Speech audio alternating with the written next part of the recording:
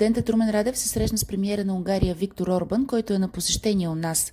Държавният глава напомни, че днес е Игнаш ден и според поверията по първият човек, който влезе в дома ви на празника, се гадае каква ще е годината. По две причини съм тук. Първата е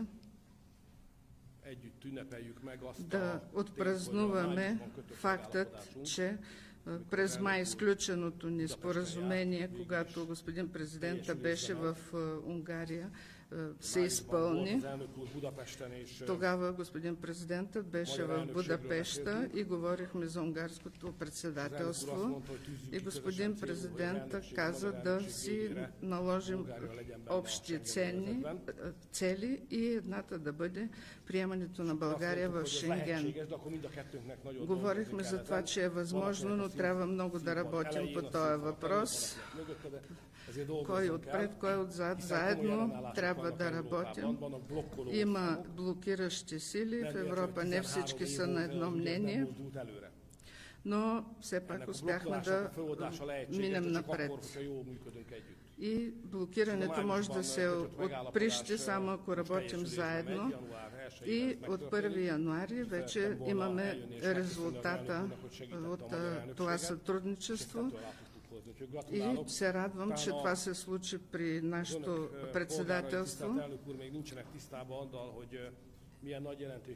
И по този начин всички виждаме какви крачки можем да направим напред и как можем да помагаме едни на други, не само физически да пътуваме насам и натам, но вие ще разберете, че като горд народ, че и в Европейския съюз сме заедно, но има едни страни, които могат да се движат свободно, а други не могат да се движат свободно. Това потиска хората, никой не иска да бъде на втора линия, отколкото другите. Край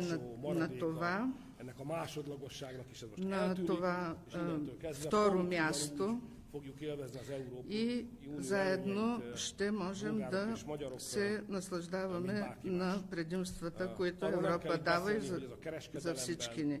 Да не говорим какви ползи ще има за търговията, колко ефективен но ще бъде сътрудничеството. Втория въпрос е за икономическите въпроси. Не е лесно един унгарец да държи дългосрочни връзки в България, защото много се променят условията, но искам да благодаря на господин президента, че в това променливо време, като президент на България, винаги е бил една фиксирана точка по отношение на двустранните отношения и е давал стабилност. Винаги ни е подкрепил в нашите стремежи да развиваме икономическите връзки между България и Унгария, защото България винаги е била стратегическа точка за нашата сигурност, ключова страна, особено от момента на войната, която промени много неща и това, което пристигаше от Украйна, газта. 85% от нашата икономика работи с газ. Сега вече не е толкова сигурна, но ние се стремим да осигурим това през България и през миналата година 5,6 милиарда кубика газ успяхме да внесем през България, а през тази година 9 милиарда. 7 милиарда от газта, която получаваме, минава през България, което показва колко ключова страна е България в това отношение. Ние също имаме атомна електроцентрала, както и вие, но не можем да получим от Украйна горива и В това може само България да ни помогне и сме много благодарни, че направиха възможни тези доставки.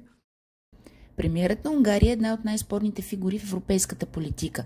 Известен със своята националистическа риторика и твърда позиция срещу миграцията, Орбан често предизвиква полемика в Европейския съюз.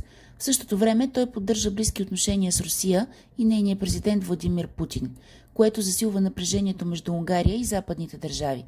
Орбан е смятан и за приближен до новоизбрания президент на САЩ Доналд Тръмп.